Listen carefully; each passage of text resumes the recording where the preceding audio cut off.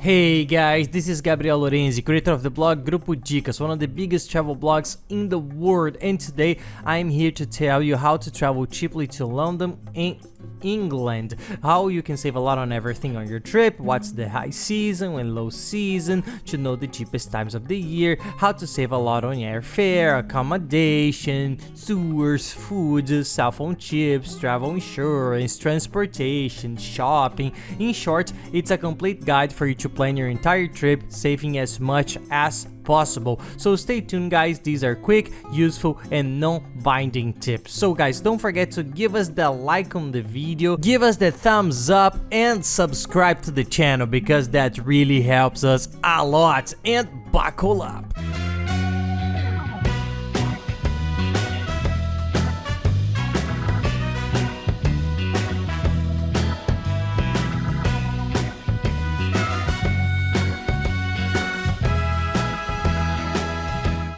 Well, London is one of the most popular cities in the world. It receives millions and millions of tourists a year. England in general is a very popular country, but the focus is on London, so we will focus a little bit more on London. But the tips are for all the rest of the UK, including almost all the other countries in Europe as well. Unfortunately, being very honest, after the pandemic, the tourism market in general worldwide, Europe, United States, became a little more expensive. The lodging, transportation, airfare, everything is a little bit more expensive than it was before, but we believe that it's already coming back over the months. It tends to go back to what it was, and we decided to make this video exactly for this, to help you save as much as possible on your entire trip. The first tip that greatly influences the budget of your trip, and in fact it's for any country in Europe, is the season. You should travel during the low seasons, that are high seasons when everything is more crowded, more expensive, and it really makes a difference. It's the summer, the high season months that are the summer months that start at the end of June and go through July, August and the beginning of September. July and August are the most expensive months, mainly in the beach destinations, that is beaches, islands. So if you can avoid these months, in the month of December, that is festivities, New Year's, everyone wants to travel, and it's also fairs in many places of the world, you will have already the things to save a good amount in your budget. Remembering that there in Europe, December, November and January is winter, mainly December and January. So we try to avoid these months that are very cold. It's really cold. So if you manage to travel in the other months, you already save money and can enjoy your trip much more. Avoiding the high season is the first step to save money. Now let's go to the first service that you have to hire when you plan your trip, which is the airline ticket. Unfortunately, the tickets are really high, they are expensive, but we don't have much of a secret when it comes to airline tickets. Our tip is to research a lot. We always research and keep researching. There is a website that helps us a lot. I'll leave the link here below in the description of the video and in the comments as well. It's a very cool site that compares the price in all airlines and shows you all the flights that are there, and with it you can search every day, alternative times, and every now and then a promotion appears, new flights appear, and when the new flight appears, the prices are cheaper. So do some research. Another tip, if you're going to the other countries in Europe besides this one, you can also search for flights to the other countries. Sometimes there's a cheaper ticket going to another city, another country, so research these options too. For Europe in general, usually Portugal has the cheapest tickets, Spain also, London and Paris have very good promotions and cheap tickets. So do some research, check your itinerary, and maybe we'll find another option that's cheaper than the one you're researching in the first place, since you have many possible destinations in Europe.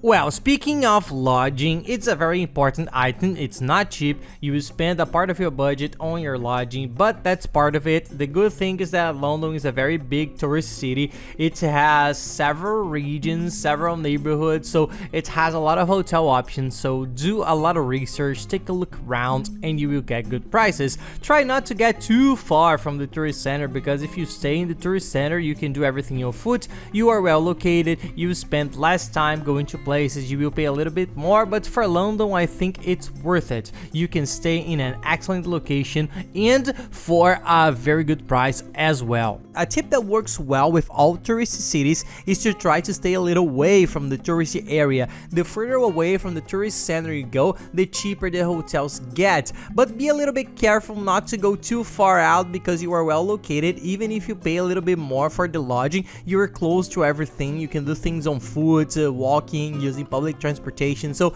it has its pros and cons, so try not to get too far away. To make it easier, we were able to put together a very nice personalized map. I'll leave it here in the description and in the comments here below. Take a look there. It's a customized map of the main cities, which area is already delimited. So you open the map, there is this region, you get as far into the center of the region as possible. You're in the best possible location. The further out you go, the cheaper you get because you're getting a little bit further away from the center. And the golden tip is to buy in advance. With lodging, there's no way. The earlier you book your hotel, the cheaper you will pay. This works for the whole world. The tourism market is like that. As the rooms are sold out and the hotels are running out of rooms, they are pushing the price up. So the sooner you make a reservation, the cheaper you pay, and this is the way you can save more on accommodation and in hotels. And that's where we come in. A site that we like a lot, we only make our reservations through there because it's really the biggest in the world. I am sure you know it. The personalized map is already inside. Take a look there. What happens? This site allows you to cancel for free. It has a free cancellation negotiation with almost every hotel in the world. You enter, look around, see a good price, make a reservation, because this price will increase week by week, day by day. Then if you want to cancel, change hotels, change neighborhood, you can cancel in one click. There's no bureaucracy. You don't pay anything. So use this strategy. We use it a lot. You already know where you're going. Search, get a nice hotel, see a good price, book it. Later, if you need to cancel, that's why this site helps a lot. And I'll leave below in the description the hotels that we stayed in, which are hotels with good cost, good location, and we loved them. I'm going to leave them below in this site as well. Take a look, check the price at the time you're going to travel. But if you search and do it in advance, you can save a lot on lodging. Yes, just take a look there, research a lot, and book it in advance. And now talking about the tours, London is a huge city with lots of cool things to do. It takes a little time to plan. There is our video what to do in London, where we talk about the main tourism sites, organize your itinerary because there are a lot of things to do. The cool thing is that there are several things that you won't spend anything. So there are parks, squares, Big Ben itself for you to walk around. You will see many things without spending anything. The city itself is already a sightseeing tour in itself, so enjoy these parks, the open air squares, which is already very nice. Hyde Park is a gigantic park, very cool. You can enjoy a lot of these tours that are free, but of course there are many other cool places and sites that you can't miss, which are paid. You need to buy a ticket. What are they? There is the London Eye, that's the gigantic wheel in London that's very worth visiting. There are the museums. The Tower of London also is a very cool tourist spot. To enter the museum, you need a ticket. To the palace, Buckingham Palace, to Westminster Abbey, we went there and we found it sensation. There is the Madame Tussauds Museum, which is very famous, that museum that has the wax figures. In short, there are many attractions that you have to have a ticket for. So now we'll give you tips on how to save money on those attractions where you need to buy the tickets. Our tip, always buy in advance, that you will pay cheaper. There are several sites where you can pay in your currency and you don't need to pay IOF, so you end up saving a little bit more money. Buying in advance helps a lot. There's a site that we buy from, it's the biggest ticket and tour site in Europe, and now I think in the world. They are giants. They are very good because they have all the tours, the price is very good, and until today, every time we used them in Europe, it was sensational. Good tours, everything very good. So take a look at their site. We always do it there. It's cheaper and in your currency. So I'll leave the link here below as well. Take a look there so you can get an idea of the prices, the main tours, get organized and make a plan. And also watch our video after what to do in Lisbon, what to do in Porto, where we talk more about the sites, the tours, the places. It's pretty cool. I think you're gonna have a pretty cool idea of what to do, the nice tours, so we can get into more detail.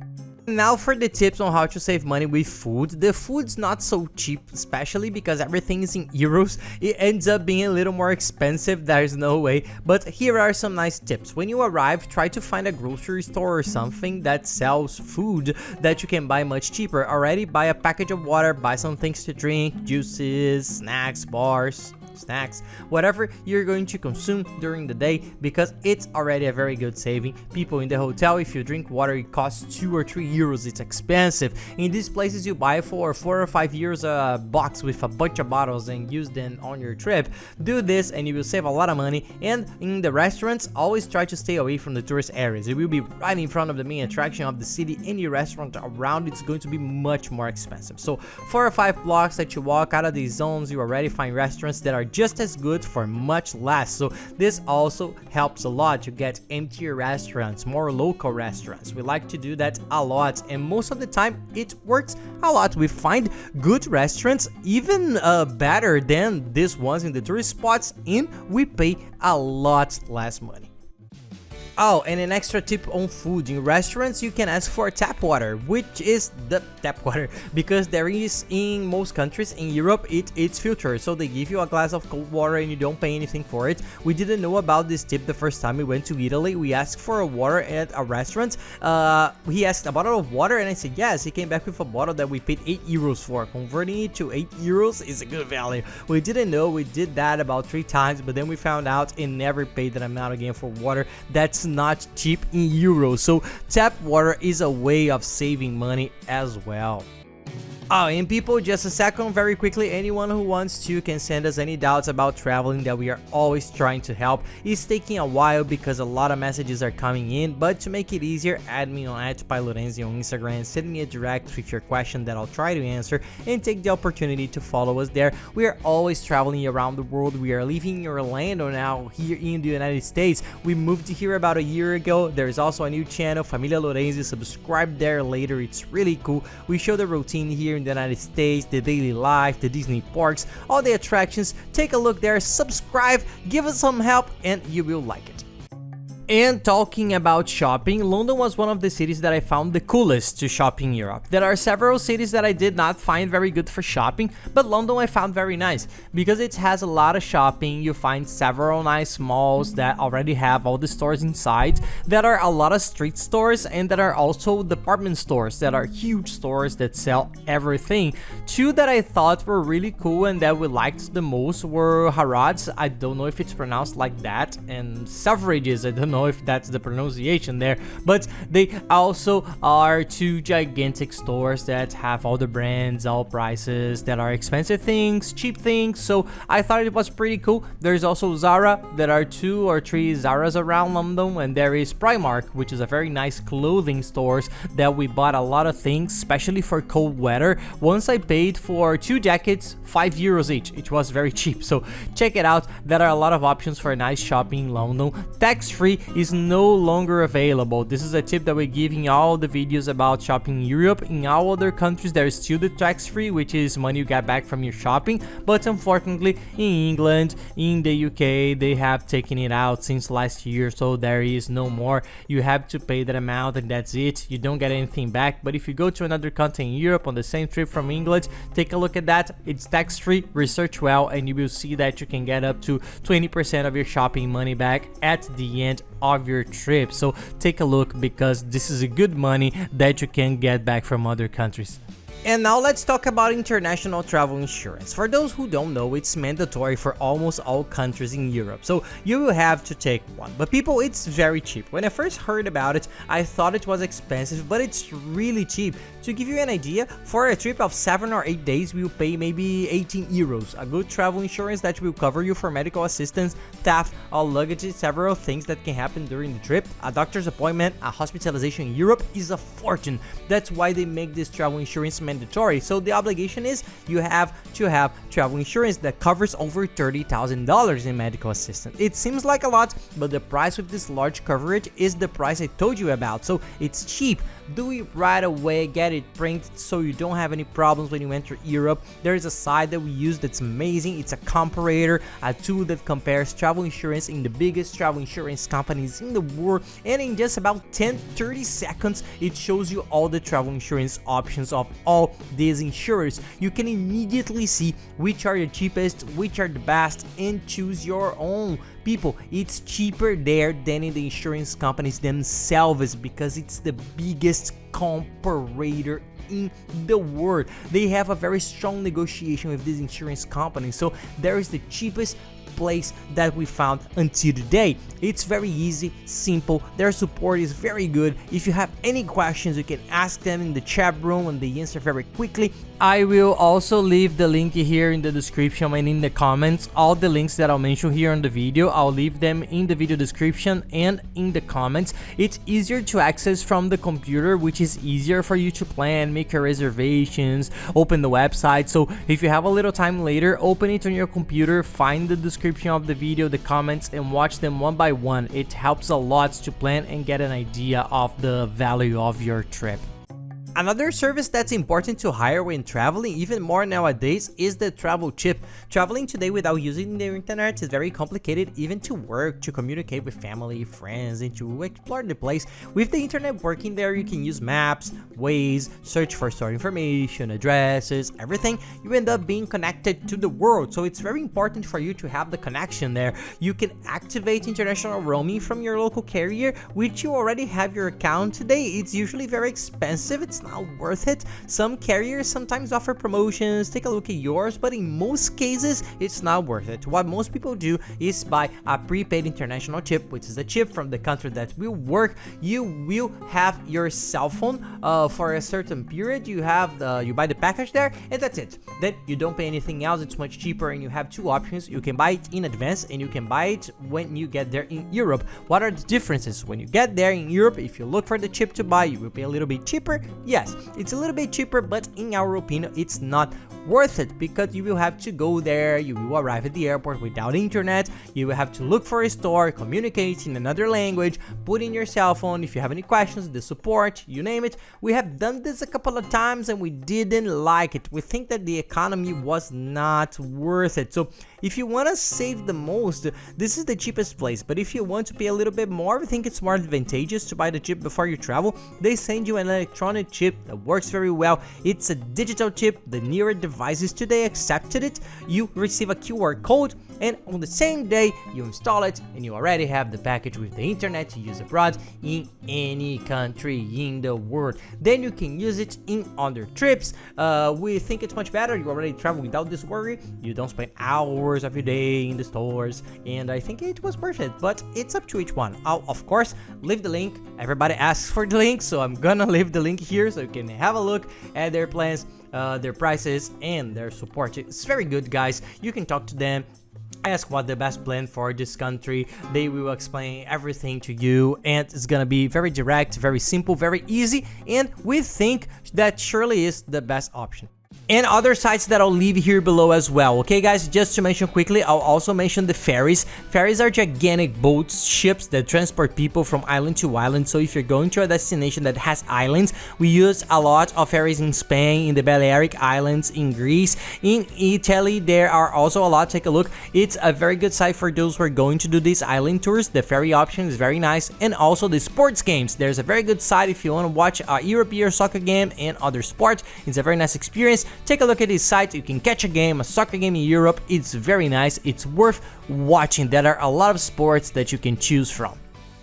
And now, speaking of the exchange rate of the money, there is just one observation. In the whole of Europe, it's practically the euro. The European Union is the euro, so you need the euro. In the UK, they use the pound sterling. That's their currency, but they accept euros as well. You can get both the pound and the euro. If you go to other countries, you can buy only euro and then use the euro there. If you're only going there, you already buy the pound. It's much easier. Everything is in their currency, but you can use both easily. And now I'll explain explain to you how to change the money, which are the cheapest ways, paying less taxes and more advantageous. I will explain in here speaking euro, but it serves exactly the same for pounds, just to be easier to explain when most people go to other countries in Europe, but the tips are exactly the same, people. They are exactly the same.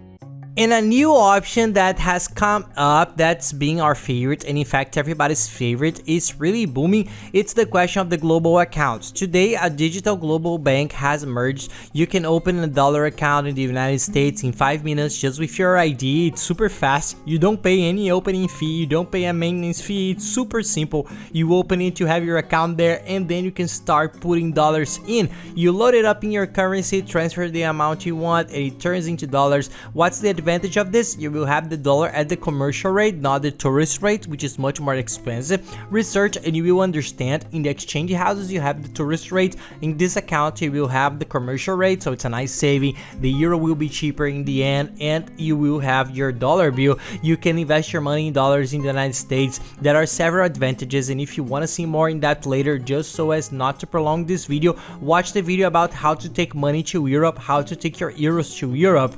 Type in there and you will see my video. I explain about this account, but to sum up, it's a dollar account. You put your exchange rate there, and then you can use it anywhere in the world. You go to Europe or anywhere that's in euro, pound, in London, you can use your card, you can use it easily. It accepts euro and the statement is already converted to dollars. In the end, doing all the calculation, it's much cheaper than using a credit card or a prepaid debit card. So it's an option that we are using a lot. We are using it a lot in our trips, and it's really cheaper. So do some research. I will, of course, as all the other links, I will leave below the link of this bank for you to open your account. You download the application on your cell phone. You can download it immediately. Take a look and you will begin to understand, and you will be ready for one of these new options.